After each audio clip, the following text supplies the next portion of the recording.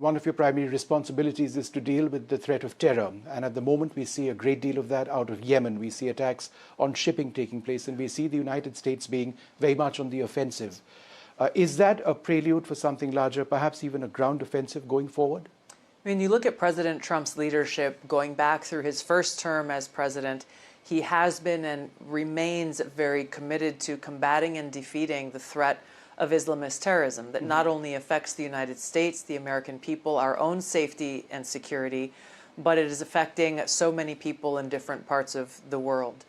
We can see different terrorist groups, the Houthis in Yemen being one of them, that President Trump has redesignated after President Biden took them off of the terrorist list, redesignated them appropriately as a terrorist organization, and taking action where the previous administration failed to.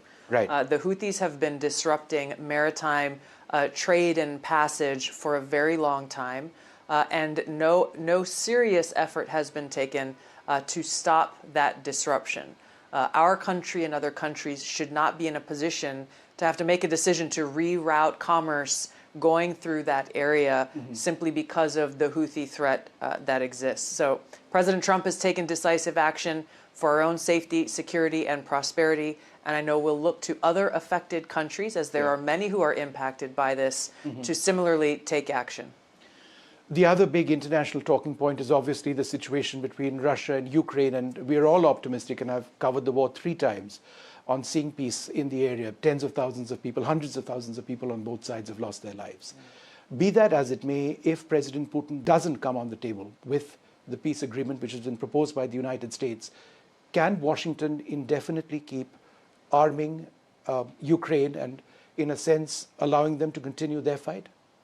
President Trump is seeing this ongoing conflict with very clear eyes. And he has made his position and his priority very clear, which is to bring about an end to this war. So he is focused on peace. The negotiations have just begun.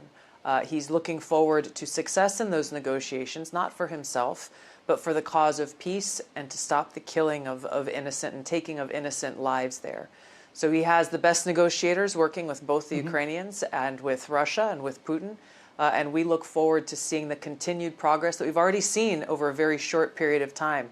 I think it's important to point out that under the previous administration, during which this war began, there was no effort. There was no effort at all towards peace. There was no effort to have direct dialogue with Putin and with Russia to try to bring about an end to this war. So already, in a very short period of time, President Trump has made much more progress towards peace than any effort that has occurred by anyone previously. So we're very encouraged by this progress, and President Trump remains committed to the objective of peace.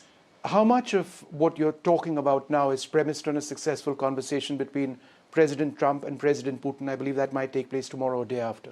Well, as you know, with any of these kinds of negotiations, there's a lot of work that goes between people representing both countries, or all of the countries involved in this situation, and at the appropriate time, I'm sure that President Trump will have a very productive conversation with Putin, once again, rooted in his unwavering commitment to peace. Yeah. Closer to India, Bangladesh, the subcontinent, we've seen a lot of political changes over there, a lot of violence over there, and several reports of attacks on minorities. Is the United States concerned about the situation there and the need for stability at all levels, not just political stability? Yeah, of course. The long time, unfortunate persecution and killing and abuse of religious minorities, Hindus, Buddhists, Christians, Catholics, and others, has been a major area of concern for the United States government and, of course, President Trump and his administration. The talks are just beginning between President Trump's new cabinet coming in and the government of Bangladesh, but this continues to remain a central focus area of concern, once again, with the threat of Islamist terrorists and their overall effort, the global effort of all of these different groups that are really rooted in their same ideology, their same objective, which is to rule and govern with an Islamist caliphate. This obviously affects people of any other religion other than one that they find acceptable, and they choose to carry this out through very violent and terroristic means.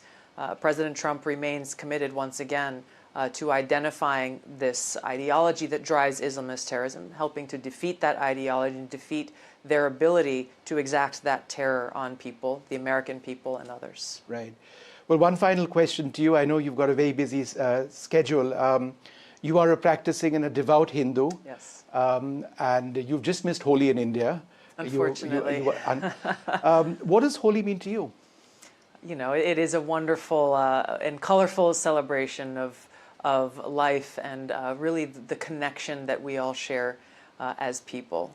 And this is something from my home in Hawaii, where we greet each other with aloha. Here in India, we greet each other with namaste, but really the deeper spiritual meaning of both of these words is the same in recognizing the eternal and divine spirit that exists within every one of us and that spiritual connection that we have.